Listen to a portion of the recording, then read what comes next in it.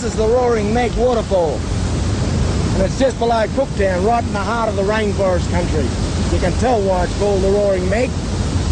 And in wet season time, when it's in full swing, all this rock surface is covered with water, and it races away, and it drops about 3,000 feet. That's about 1,000 metres in funny talk, right down to the coastline.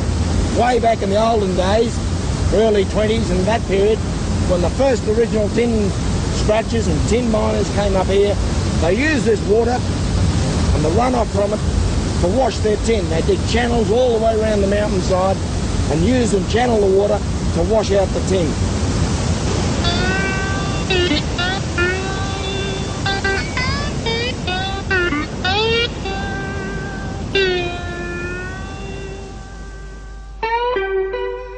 The early tin miners who came into this scrub country were looking for riches. Life would have been pretty unpleasant when they lived here. It was wet all the time, and of course they had this great big canopy which cut out most of the sunlight. The Aboriginals, on the other hand, had come to grips with this environment. They knew by looking around the place what they could find to get themselves the food that they needed, and of course the water that they needed. That's quite a contrast to what those early tin miners found. They were quite out of their element and out of their depth, but even today, when we go back into the scrub, we can find the remains of their occupation in that country.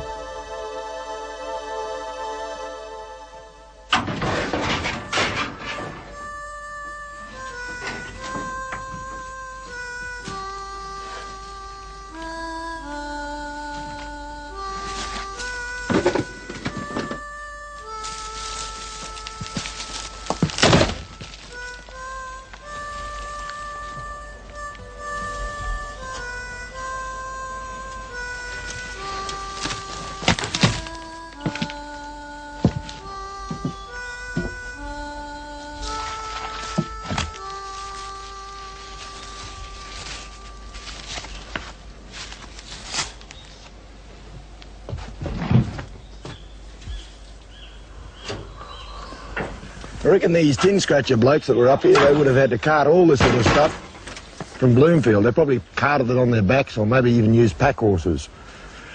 Also had to cart all their food.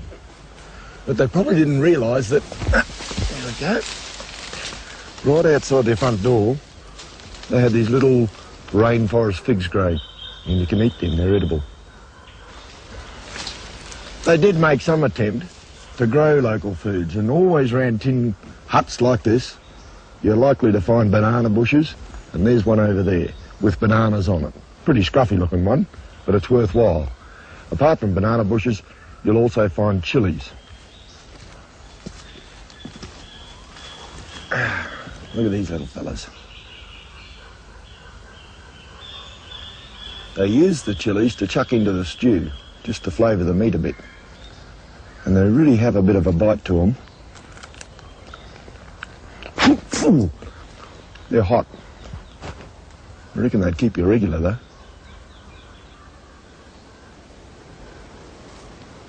You get a real idea of how tough the life was for those early miners when you look around a clearing like this.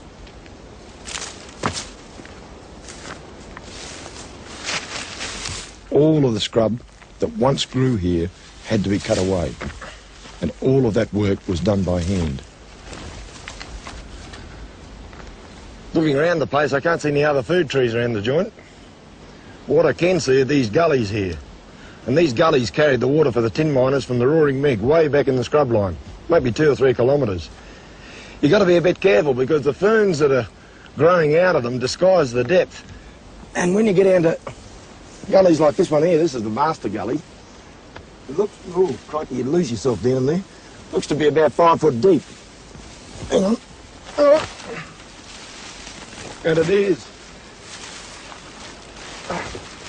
Oh, crikey. It's just full of ferns and weeds. And I would have hoped to have had to work to dig it out. It's only about 1 foot wide and very cramped. Hello. Somebody else has been in here. That's a python skin. Obviously shedding his skin down here. There's a bit more of it. I think I better get out of here.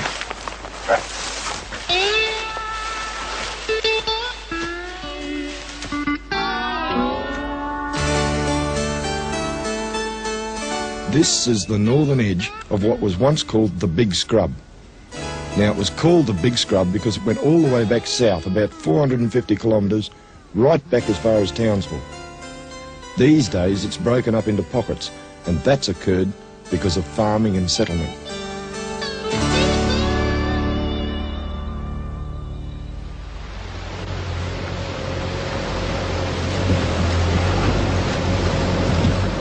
This trip will take me almost to the very top of Cape York Peninsula, looking for bush tucker.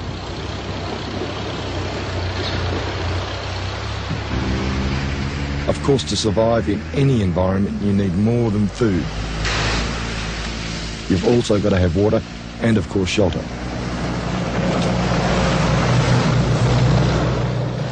But water around here in a rainforest environment is not really very difficult to find. In fact, during the wet season, I wouldn't be able to drive through here because all of these creeks would be running a banker.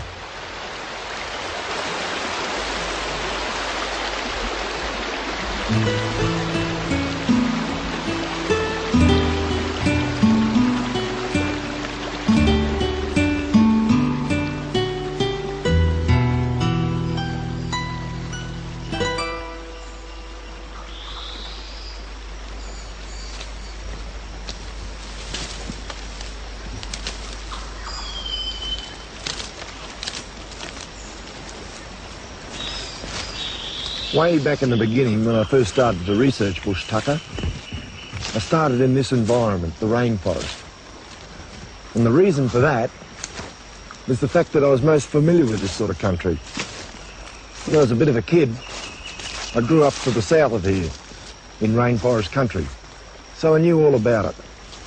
Well, I thought I did at the time anyway. A few years later, that background and that information held me in good stead, because the army sent me off to Vietnam. Looking at bush tucker in an environment like this is not as difficult as you might imagine, because once you look around a bit and look into the forest instead of at it, there's tucker everywhere.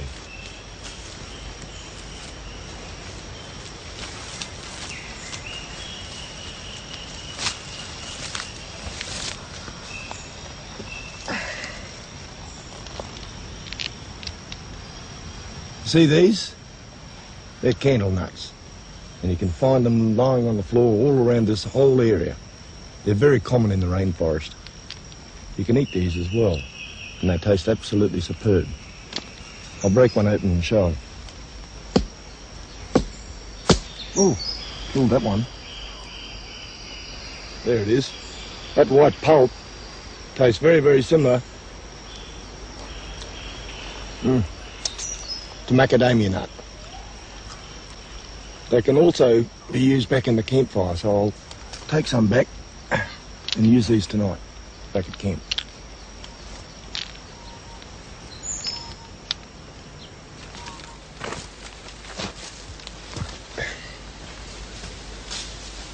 I met a fellow one time who told me about these things. Well, I didn't actually meet him. He'd been dead about 100 years now, but I read his diary anyway. What he reckoned was that when he was working in the scrub country, he could track the Aboriginal movement because of the seeds out of these things. What they'd do is open them up, chew them up, get a bit of a taste of them, and then spit them out. And by all the spittings all around the place, you could see where the Aboriginals were moving. There's a fellow called Christy Palmerston. Not only can you eat the seeds, though, you can get into the root system. And that's worthwhile because this is the ginger plant, and it's a great food additive and food flavouring.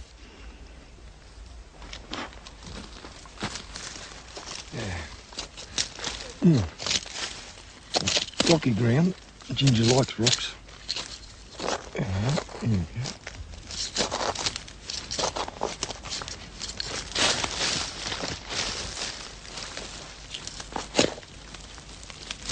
There it is. Whew. Make that old bit off. That's the ginger root itself. That away. That's what you're after. It's great for putting in your tucker. Flavours up your fish or whatever you got on. And it lasts for weeks, so you can carry it with you.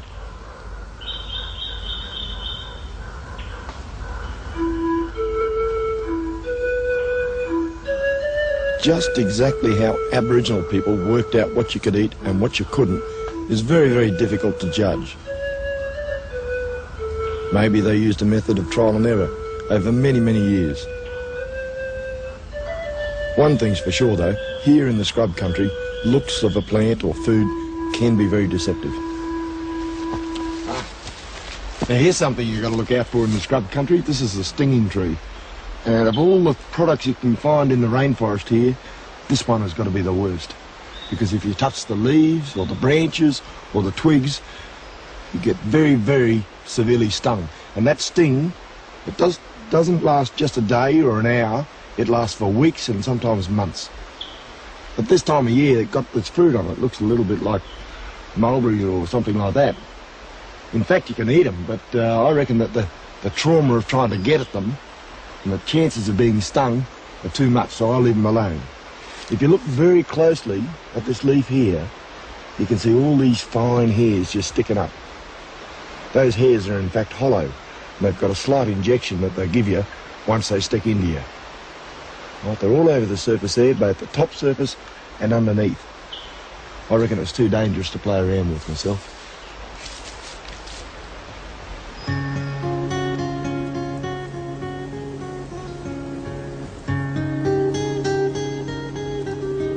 As you travel north, it's not long before the rainforest begins to peter out, and then quite suddenly, right on the edge of the scrub country, you come across this amazing rock formation, the mysterious and sinister Black Mountain.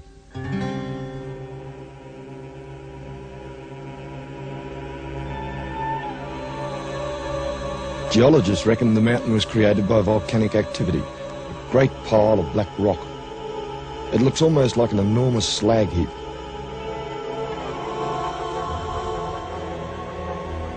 Aboriginal people have got a legend for it. They reckon that the Dreamtime spirits piled up these rocks, stacking them right up, one on top of the other, all in readiness for man's arrival.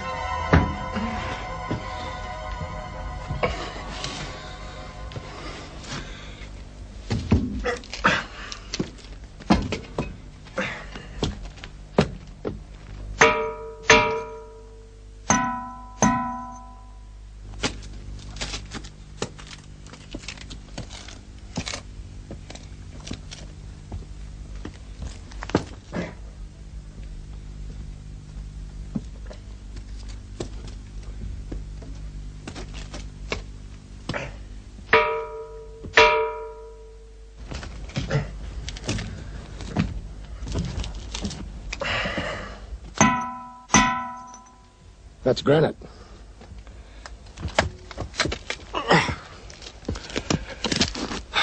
Look at that. These are the Black Mountains just near Cooktown. And it's composed of all these ginormous big granite boulders, all sitting stacked one on top of the other. In fact, you've got to be careful when you're climbing up here, because it's got holes and caverns and caves all around the place, and you can fall down as easy as anything. There's some stories round that a few whitefellas that came up here and tried to explore in here never came out again. Principally policemen and people running from the police. The problem is, they crawl in underneath, get lost, can't see any daylight, and can't find their way out again. Aboriginals had similar sorts of stories. One goes that there's a whole tribe came through here at one time, crawled in here to hide, and only half them manage to find their way out. They also tell us that on a windy day, you can hear them calling out, trying to find their way out again.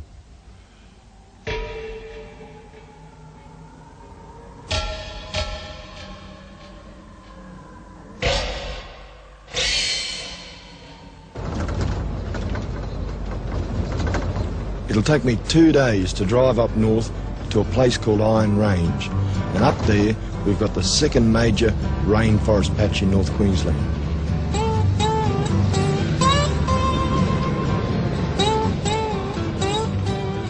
To get there, I've got to cross this open savanna, this dry country, and most of Cape York area is made up of this sort of environment. It looks pretty harsh, and in fact, some of the early explorers perished in this country.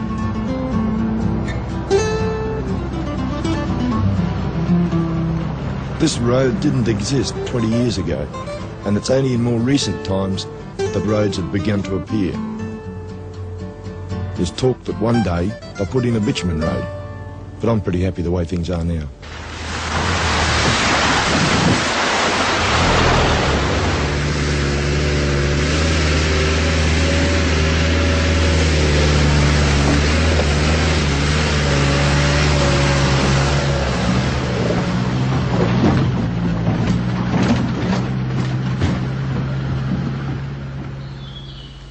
This is Iron Range, and there's a pretty good reason for calling it that.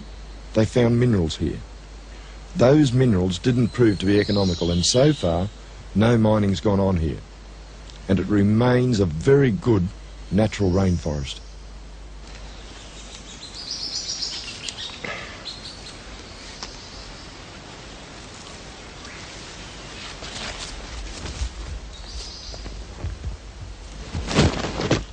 One of the first requirements in the scrub country is shelter. And if you get stuck out here without a tent, or as we call it in the army, a hoochie, you can knock one up out of the scrub itself. It's a technique that Aboriginal people perfected. This stuff here is that lawyer vine. And what they do with that is stick it in the ground like that, and then over this side here, and make a whole bunch of rafters out of this stuff. Like this. These days, white people use this same lawyer vine for making the cane furniture. A few years ago, it was used in schools all over Australia for giving you a flogging. I remember it well. Yeah, they'd get the structure up like that. Then they'd perhaps weave a few things in and out of the frames. Put another one there just to make sure that it works. You can see it's got a whole igloo sort of effect to it. And they'd weave around some rafters, that's pretty rough. Tie it in there a little bit. I'll just sit it there for the moment. And then they'd use the banana leaves to put the covering over the whole thing. And for a one-night stand, it was pretty good. Did the job.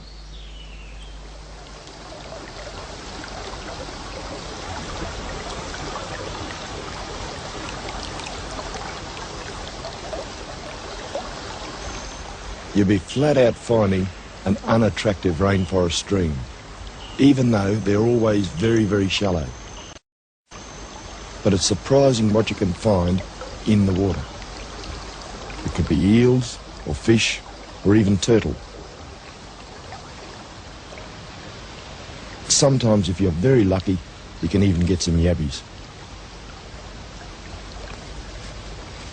One way you can catch a yabby is by using raw meat just like this. What you do is put the meat into an old leaf, just bind him up, turn him over a bit, make him tight, then bung it in the middle of a bit of grass like that. Just close him up tight like that. I was shown this by an Aboriginal bloke a few years ago. And you get a bunch of sticks like that, just place them around the outside. They help keep the whole thing together a bit. And the principle is that the yabby crawls up inside here and gets caught. And when you pull it out, that's a bit big. When you pull it out, that's going to weigh it down when I put it in the water, by the way. When you pull it out, the yabby can't escape the trap quickly enough, and so he's caught in there. Once you've got your bundle like that, Just wind him round a bit like this.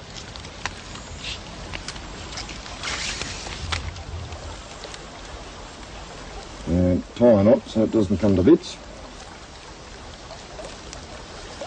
And there's your yabby trap, just like that. And you put him in the water somewhere where you had a bit of root system, because the yabbies hide under the bank in the roots of the trees that go along the edge of the creek. I'm going to put this one in just over here. We'll leave that there for a few hours.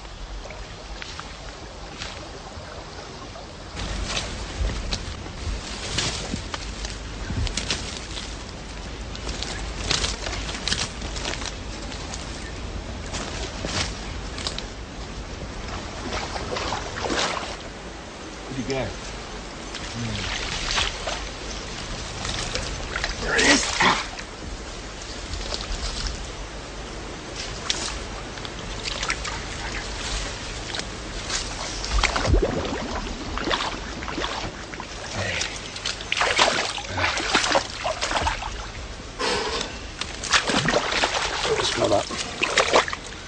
Oh, see those fellas there? When they get bigger, their mums and dads became tucker in the past. Catch them like that, take them up, cook them, and they provide a feed. Mind you, most snakes that I've eaten, you don't really get that much meat off the body, because what tends to happen is that the cage fills out. This little fella's a harmless little bloke. I'm giving him a bit of a hard time here. The rib cage fills out and takes up all the bulk, and there's not really that much meat on them. We'll just let this bloke go. He wouldn't even be a snack. There he goes.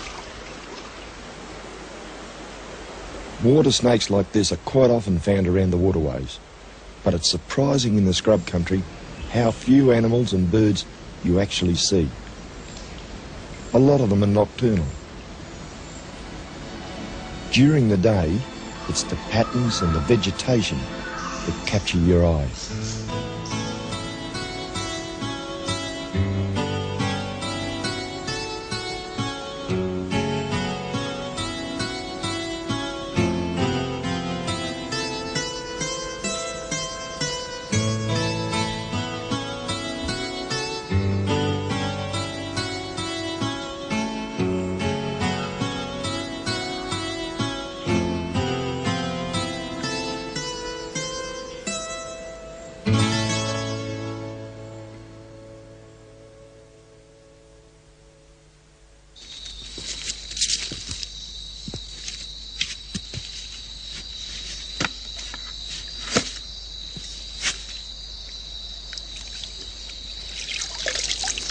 Let's see what we got here.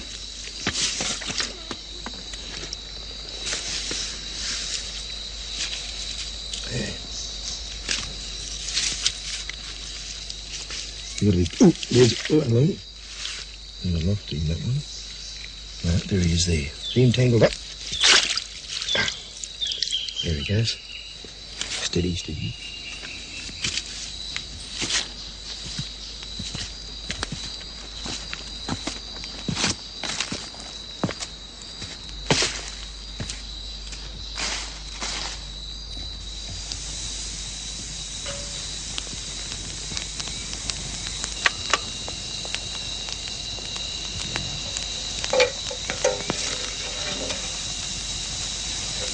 You know, because these, that's a bit hot, because these yabbies are related to the saltwater prawn group, they look very similar once they're cooked up. See them? Look exactly the same as the prawn you get out in the ocean, and taste very similar as well.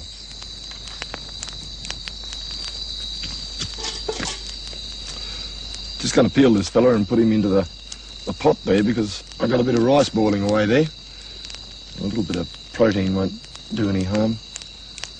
He peels just like a normal prawn. There you go, peel off the back just the same. Break him up a bit. Put him in there.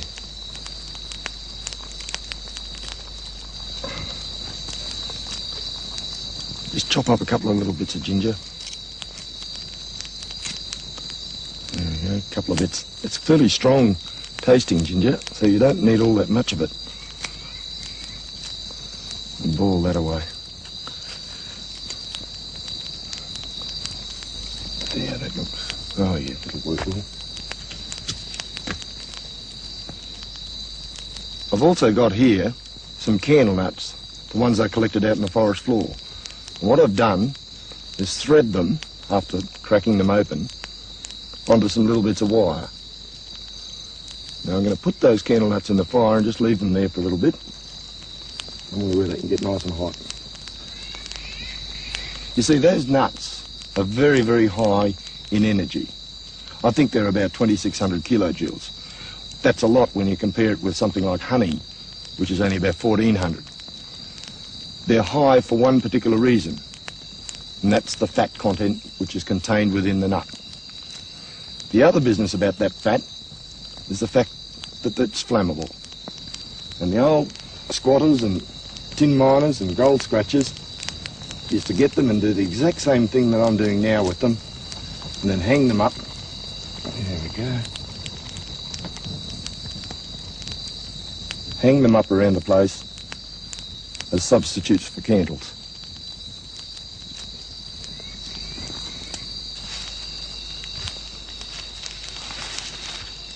So you see, in the scrub country, we've got our tucker and a bit of shelter, and we've even got our own light source. And who could ask for more than that?